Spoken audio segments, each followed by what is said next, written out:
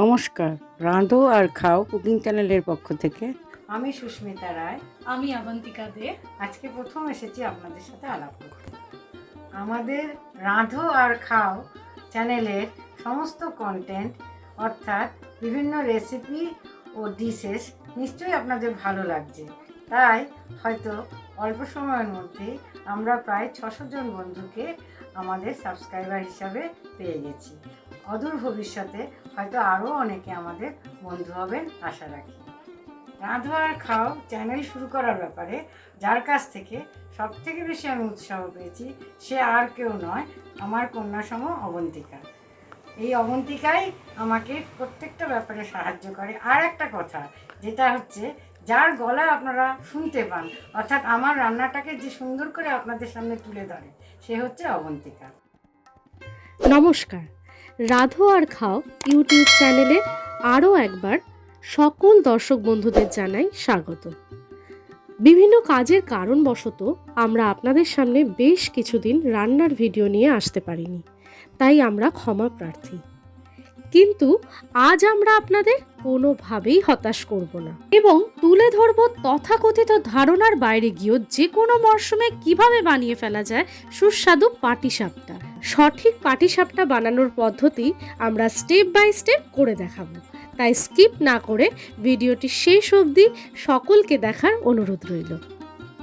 প্রথমে পাটিসাপটা বানানোর জন্য আমরা একটি ব্যাটার তৈরি করে নেব। ব্যাটার তৈরি করার জন্য নিয়ে নিচ্ছি 1 কাপ সুজি, যেটা আমরা আগের থেকেই মিক্সিতে গুঁড়ো করে নিয়েছি। নিয়ে নিচ্ছি 2 টেবিল চামচ আতপ চালের গুঁড়ো, 2 টেবিল চামচ ময়দা, সামান্য পরিমাণ লবণ। এবার এই শুকনো উপকরণগুলি একটি চামচের সাহায্যে মিশিয়ে নিচ্ছি। এই উপকরণগুলো ভালোভাবে মিশিয়ে নিয়ে তার সাথে অ্যাড করব 2 টেবিল চামচ ঝোলা নলেন গুড়। এবার গুড়টাকে শুকনো উপকরণের সাথে ভালোভাবে মিশিয়ে নেব। এখানে গুড়ের পরিবর্তে আপনারা চিনিও ব্যবহার করতে পারেন। গুড় বা চিনি যেটাই আমরা ব্যবহার করি না কেন, সেটা অবশ্যই পরিমাণে কিন্তু খুব কম হতে হবে। এখানে মনে রাখা দরকার, মিষ্টির পরিমাণ বেশি হলে কিন্তু মিশ্রণটি তাওয়ার সঙ্গে আটকে যেতে পারে। এবার মিশ্রণটিকে অল্প অল্প করে হালকা গরম দুধ দিয়ে মেশাতে থাকছি।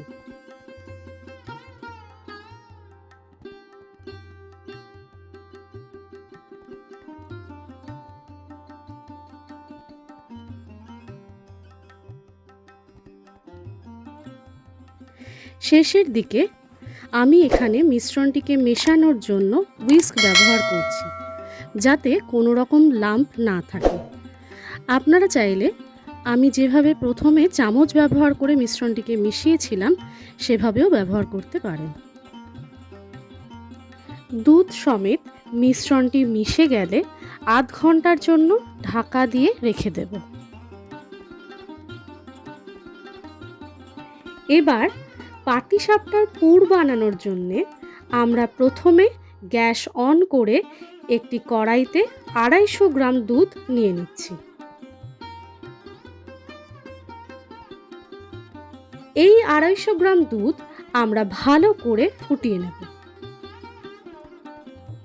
দুধটা ভালো করে ফুটে গেলে তার মধ্যে দিয়ে দিচ্ছি 2 টেবিল চামচ গুঁড়ো দুধ। গুঁড়ো দুধ সহ দুধটা যখন ফুটতে ফুটতে বেশ ঘন হয়ে আসবে, তখন গ্যাস অফ করে তার মধ্যে দিয়ে দিতে হবে পাটালি গুড়। দেখতেই পাচ্ছেন দুধের মধ্যে পাটালি গুড় কিন্তু সুন্দরভাবে মিশে যাচ্ছে এবং সম্পূর্ণ মিশে গেলে গ্যাস অন করে দিয়ে দিচ্ছি নারকেল কোড়া।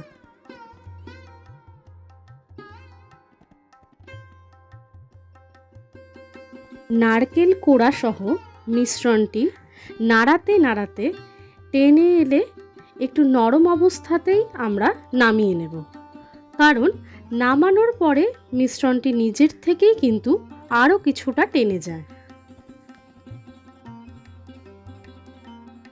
দেখতেই পাচ্ছেন পিঠা বানানোর পুর কিন্তু আমাদের সম্পূর্ণভাবে রেডি। ইতিমধ্যেই আমাদের পাটিসাপটা বানানোর জন্য যে ব্যাটারটা তৈরি করে রেখেছিলাম সেটাও আধা ঘন্টা রেস্টে রাখা কমপ্লিট। এবার আমরা গ্যাস অন করে একটি তাওয়া গ্যাসে বসিয়ে একটু গরম করে নিচ্ছি। তাওয়াটা গরম হয়ে এলে তাতে অল্প তেল ব্রাশ করে নেব। আপনারা চাইলে এখানে তেলের বদলে ঘিও ব্যবহার করতে পারেন। তেলটা একটু গরম হয়ে এলে শুরুতে বানিয়ে রাখা মিশ্রণটা 1 হাতা পরিমাণ নিয়ে তাওয়াতে দিয়ে একটু গোল করে ছড়িয়ে দিচ্ছি। এখানে মনে রাখা দরকার, যতক্ষণ আমরা পাটিসাপটা বানাবো ততক্ষণ কিন্তু গ্যাসের ফ্লেমটা লোতেই রাখতে হবে। এরপর আমরা পুরটাকে লম্বা করে ছড়িয়ে দিয়ে কাঠের খুন্তির সাহায্যে ধীরে ধীরে ফোল্ড করে নিচ্ছি। আপনারা দেখতেই পাচ্ছেন পিঠে কিন্তু একটুও তাওয়াতে লেগে বা ভেঙে যাচ্ছে না, তাই তুলতেও কোনো অসুবিধা হচ্ছে না। দর্শক বন্ধুরা, আশা করি আপনাদের এই পিঠার সহজ কিন্তু অত্যন্ত সুস্বাদু রেসিপিটি ভালো লেগেছে। ভালো লেগে থাকলে আর দেরি না করে চটপট বাড়িতে বানিয়ে ফেলুন আর আমাদের কমেন্ট বক্সে জানান রেসিপিটি কেমন লাগলো। ভালো লেগে থাকলে ভিডিওটিতে লাইক এবং কমেন্ট অবশ্যই করে পাশে থাকবেন এবং প্রিয়জনদের সঙ্গে ভিডিওটি শেয়ার করতে কিন্তু ভুলবেন না।